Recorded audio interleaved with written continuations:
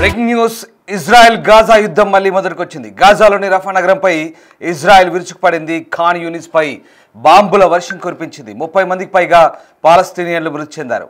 Israel Hamas మధ్య cease fire కొనసాగుతోంది. ఒప్పందం కుదిరి వారం గడవక ముందే మళ్ళీ యుద్ధం ప్రారంభమైంది. హమాస్ మిలిటెంట్లు తమ సైన్యంపై కాల్పులు జరిపారంటూ ఇజ్రాయెల్ ఆరోపిస్తోంది. ఇజ్రాయెల్ ఆరోపణల్ని హమాస్ ఖండిస్తోంది. రఫాలో ఘర్షణలకు తమకు సంబంధం లేదంటూ ప్రకటించింది. ఇదంతా ఇజ్రాయెల్ తప్పుడు ప్రచారం అంటూ హమాస్ చెప్తోంది. తోక జాడిస్తే గాజా మొత్తాన్ని లేపిస్తామంటూ నెతన్యాహు మళ్ళీ సీరియస్ వార్నింగ్ ఇస్తున్నారు. ఇజ్రాయెల్ హమాస్ మధ్య కుదిరిన కాల్పుల విరమణ ఒప్పందంపై అమెరికా అధ్యక్షుడు డొనాల్డ్ ట్రంప్ సంతకం చేసి వారం రోజులైనా కాలేదు. అప్పుడే ఒప్పందంపై నీడలు ముసురుతున్నాయి. కాల్పుల విరమణను మీరు ఉల్లంఘిస్తున్నారంటే మీరంటూ హమాస్ ఇజ్రాయెల్ ఒకరిపై ఒకరు ఆరోపణ చేసుకుంటున్నారు. హమాస్ మిలిటెంట్లు తమ సైనికులపై కాల్పులు జరిపారంటూ ఇజ్రాయెల్ దక్షిణ గాజాలోని రఫా నగరంపై వైమానిక దాడులతో విరుచుకుపడింది. ఖాన్ యూనిస్ పైన బాంబుల వర్షం కురిపించింది.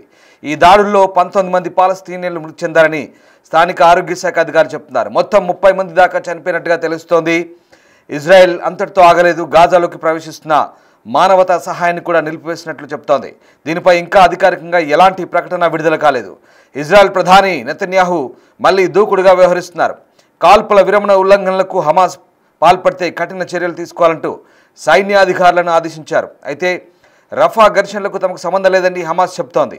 ఆ నగరంలో ఏం జరుగుతుందో కూడా తెలియదంటోంది.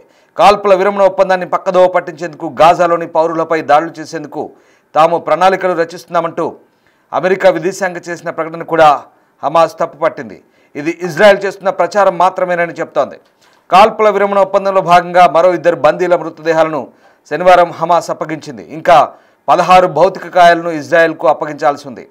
హమాస్ చర్యలో మృతి చెందిన నేపాల్ వాసి బిపిన్ జోషికి బెన్ గురియన్ విమానాశ్రయంలో ఇజ్రాయెల్ వీడ్కోలు పలికింది. ఆ యువకుడి మృతదేహాన్ని నేపాల్కు తరలించారు.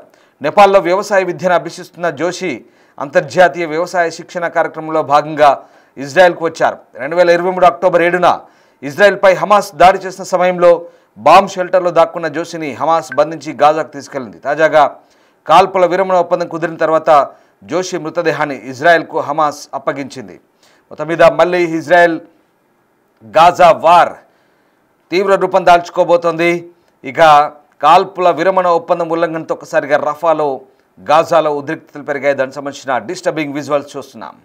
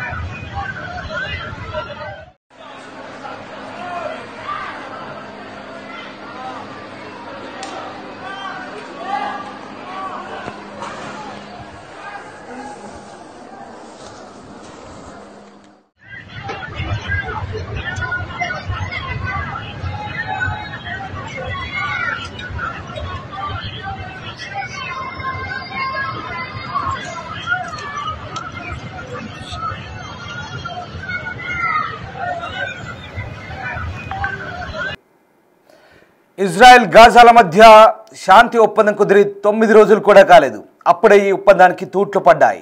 ముఖ్యంగా గాజా రఫాపై ఇజ్రాయెల్ దాడులు చేస్తుంది. అయితే హమాస్ తమ సైన్యంపై దాడులు చేసినందుకే ప్రతీకార దాడులు చేసినట్టుగా ఇజ్రాయెల్ చెప్తోంది. ముఖ్యంగా రఫాపై వైమానిక దాడులు చేసినట్టుగా అటు హమాస్ ఆరోపిస్తోంది. ప్రధానంగా ఈ దాడిలో 30 మంది పాలస్తీనియన్లు మరణించినట్టుగా తెలుస్తోంది.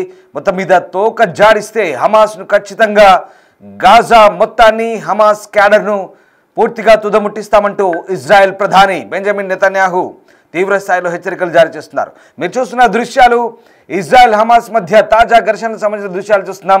దక్షిణ గాజా మొత్తం మళ్ళీ ఇజ్రాయెల్ దాడులు ప్రారంభించింది. ఇరుపక్షాలు కాల్పుల విరమణ నిబంధనలు ఉల్లంఘించాయంటూ పరస్పరం ఆరోపించుకుంటున్నాయి. ఇజ్రాయెల్ రక్షణ దళాలు ఐడిఎఫ్ తమ దళాలపై దాడి జరిగిన తర్వాత రఫా ప్రాంతంలో వైమానిక దాడులు, ఫిరంగి కాల్పులు జరిపినట్లుగా ప్రకటించుకున్నాయి. కాల్పుల విరమణ ఉల్లంఘనకు హమాస్ కారణమని ఆరోపిస్తూ గాజాలోకి మానవతా సహాయక వాహనాలను కూడా ఆ క్రాసింగ్ పాయింట్లను ఇజ్రాయెల్ మూసివేసింది. హమాస్ ఒప్పందం స్పష్టంగా ఉల్లంఘించినందున గాజా స్ట్రిప్లోకి ఇక మానవతా సహాయం బదిలీని తదుపరి ఉత్తర్వులు ఇచ్చే వరకు నిలిపివేశామంటూ భద్రతాధికారి ఒకరు చెప్తున్నారు. ఇక రఫా వద్ద ఉద్రిక్తతలు కొనసాగుతున్నాయి. ఆదివారం మళ్ళీ ఘర్షణలు చెలరేగాయి.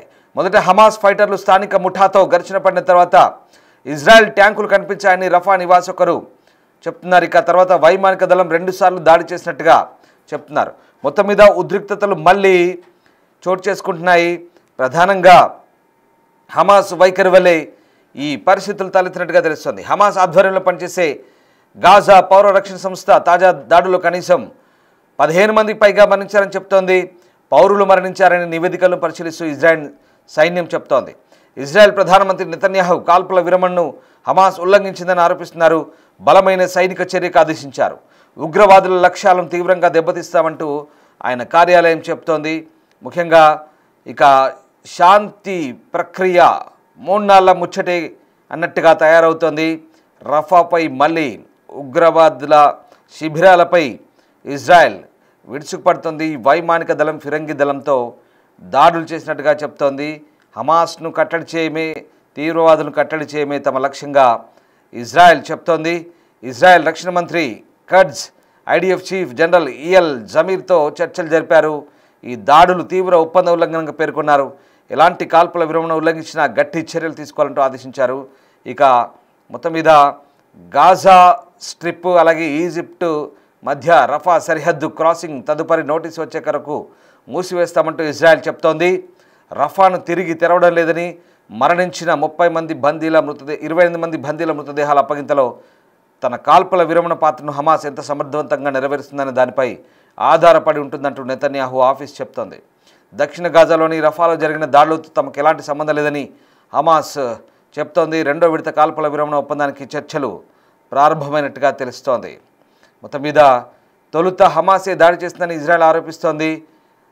ఆదివారం తెల్లవారుజామున హమాస్ మిలిటెంట్లు ఇజ్రాయెల్ భద్రతా బలగాల ఇంజనీరింగ్ వాహనాలపై యాంటీ ట్యాంక్ క్షిపణిని ప్రయోగించారు. దీంతో ఇజ్రాయెల్ విమానాలు హమాస్పై ప్రతిదాడికి దిగాయి. అంతేకాకుండా ఐఈడీలను కూడా హమాస్ మిలిటెంట్లు పేల్చివేసినట్టుగా చెప్తున్నారు. దీంతో పలువురు సైనికులు గాయపడ్డట్టుగా ఇజ్రాయెల్ చెప్తోంది. అమెరికా అధ్యక్షుడు ట్రంప్, ఈజిప్ట్, ఖతార్ దేశాల మధ్యవర్తిత్వంతో తాత్కాలిక కాల్పుల విరమణ, బందీల అప్పగింత ఒప్పందం జరిగింది. ఇది జరిగిన కొద్ది రోజులకే మళ్ళీ ఈ ఉల్లంఘనలు చోటు చేసుకుంటున్నాయి. ఈసారి హమాస్ పూర్తి నిర్మూలనకు నెతన్యాహు కంకణం కట్టుకున్నారని, భవిష్యత్తులో ఒప్పందాల జోలికి వెళ్ళకపోవచ్చంటూ అంతర్జాతీయ వార్తా సంస్థలు చెప్తున్నాయి. ఇక హమాస్ ఉగ్రవాద సంస్థకు అమెరికా తీవ్ర హెచ్చరిక జారీ చేసింది.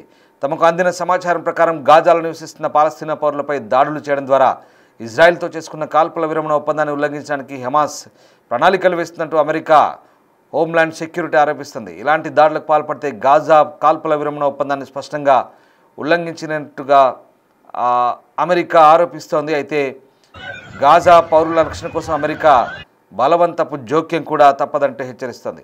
అమాయక పౌరులపై దాడి చేయాలనే ఆలోచనను హమాస్ తక్షణమే విరమించుకోవాలంటూ అమెరికా హెచ్చరిస్తోంది. అయితే అమెరికా తర్వాత వివరణ ఇస్తూ అమెరికా దళాలు గాజాలో మోహరించబోవంటూ కూడా స్పష్టం చేసింది.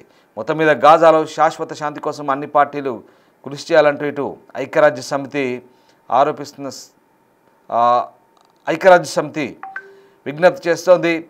ఇటు ఆయుధాలు విడిచిపెట్టమని ఇప్పటికే స్పష్టం చేసిన హమాస్ గాజాలో భద్రతా నియంత్రణపై తమ సంస్థ దృష్టి పెడుతున్నట్టుగా చెప్తోంది. సో మొత్తం మీద ఇజ్రాయెల్ గాజా వార్ మళ్ళీ మొదటికొచ్చినట్టే కనిపిస్తుంది. హమాస్ తప్పుడు విధానాలు, ముఖ్యంగా ఇజ్రాయెల్ అలా తప్పుకుందో లేదో, అలా తమ పౌరులపై ఏకంగా తమ వారిపైనే వీధుల్లో మోకాళ్ళపై నిలబెట్టి కాల్చి చంపడాలు, ఇజ్రాయెల్కు సహకరిస్తున్నారంటూ గూఢాచార్యం చేస్తున్నారంటూ చాలామందిని ఇప్పటికే చంపారు. మళ్ళీ తుపాకులకు పని చెప్తున్నారు. హమాస్ దుండగులు మళ్ళీ తీవ్రవాదాన్ని మళ్ళీ పేట్రేగిస్తున్నారు. తీవ్రవాదంతో మళ్ళీ ఆ ప్రాంతాన్ని అల్లకల్లోలం చేద్దామని చూస్తున్నారు. ఎప్పుడైతే ఇజ్రాయెల్ అక్కడి పోయిందో, సరే ఇన్ని రోజుల పాటు యుద్ధం చేసింది 2 సంవత్సరాల పైగా, వేలాది మంది చనిపోయారు, కాల్పుల విరమణ ఒప్పందం జరిగింది, ఇజ్రాయెల్ తప్పుకుంది. కానీ హమాస్ అక్కడ మళ్ళీ హింసనే నమ్ముకుంది, తమ పౌరులను చంపుతుంది, అనవసరంగా మళ్ళీ ఇజ్రాయెల్ని గెలుపుకుంటోంది. ఇజ్రాయెల్ సైన్యంపై మిసైల్స్తో యుద్ధ ట్యాంకులపై దాడులు చేస్తే ఇజ్రాయెల్ ఊరుకుంటుందా? కుప్పిగంతులేసినట్టుగా ప్రవర్తిస్తే ఇజ్రాయెల్ మళ్ళీ పీచ మనస్తోంది, హమాస్ను మళ్ళీ కట్టడి చేసే ప్రయత్నం చేస్తుంది. దాంట్లో భాగంగానే దక్షిణ గాజాపై మళ్ళీ దాడుల పరంపర కొనసాగిస్తోంది. చూడాలి, హమాస్ కనుక ఈ హింసా పందా వీడకపోతే ఖచ్చితంగా మళ్ళీ హమాస్ను ఇక పూర్తి స్థాయిలో నామరూపాలు లేకుండా చేస్తామంటూ ఇజ్రాయెల్ చెప్తోంది. ప్రస్తుతం ఇక నుంచి ఇక మళ్ళీ ఇదే కనుక రిపీట్ అయితే ఇజ్రాయెల్ ఖచ్చితంగా ఎలాంటి రెండో విడత చర్చలు కానీ ఎలాంటి చర్చలకు పోయే ఛాన్సే కనిపించట్లేదు. ఖచ్చితంగా హమాస్ను తుదముట్టించాకే ఇక అవసరమైతే మొత్తం గాజాను క్లియర్ చేస్తామని చెప్తోంది. ఈసారి హమాస్ కనుక పిచ్చి వేషాలు వేయకుంటే కనుక సేఫ్గా ఉంటారు, పాలస్తీనీయులు సేఫ్గా ఉంటారు. హమాస్ కనుక మళ్ళీ తోక జాడిస్తే మొత్తం గాజాను మొత్తం పాలస్తీనాను కంట్రోల్లో తెచ్చుకునేందుకు ఇజ్రాయెల్ ప్రయత్నించే అవకాశం లేకపోలేదు.